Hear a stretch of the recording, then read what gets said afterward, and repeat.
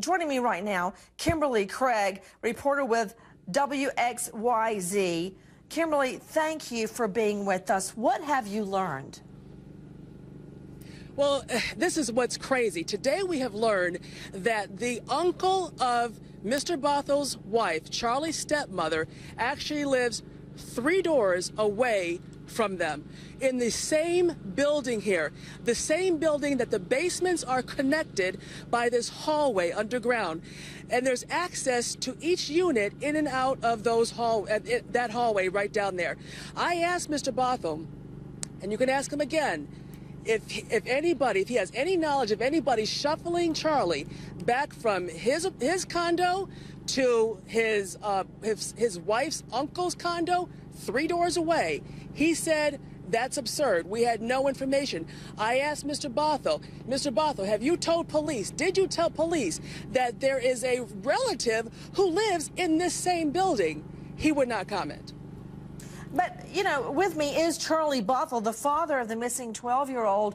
It doesn't make sense to me that they would be shuttling the child back and forth and the father go to the FBI and the police looking for the child and come on our show where he can fully expect to be grilled like a barbecue if he were intentionally hiding the child. But I will ask him, Mr. Bothuell, do you have the relative living there in the same row of townhouses?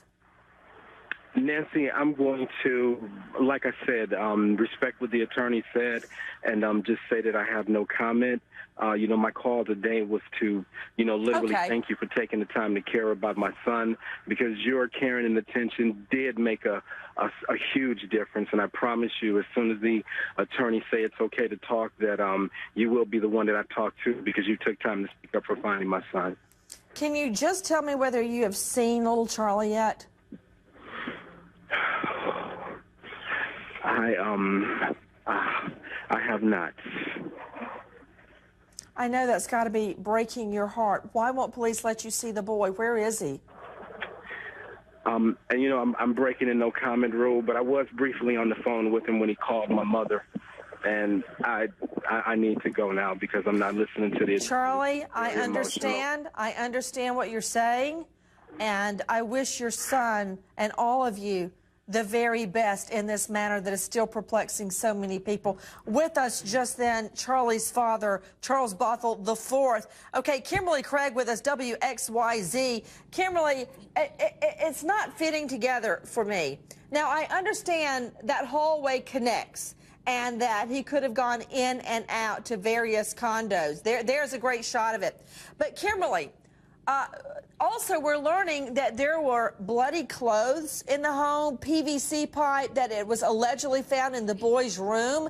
If the boy left on his own, what caused it? What was the tipping point? What was the precipice that made the boy run away? Why?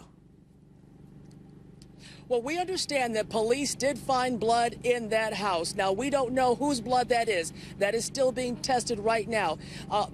Police and a lot of people are working on the assumption that it may have been Charlie's blood. We don't know. But remember, a volunteer cadaver dog, not the Michigan State Police cadaver dog, but a volunteer cadaver dog actually detected that blood, and that is what police are working on right now. That is why yesterday, just hours before Mr. Bothuell appeared on your show, that's why police were saying, one of the reasons why they were saying that they are not ruling out that he could be the victim of a homicide. And as you know, we later found out just a few hours later that Charlie Bothuell was hiding in the basement. Now, one thing police are telling me also today, they are saying that sources say that they believe the stepmother, little Charlie's stepmother, had knowledge that he was in that basement, that he was being held prisoner, and that he was being held captive, and that he could not leave on his own.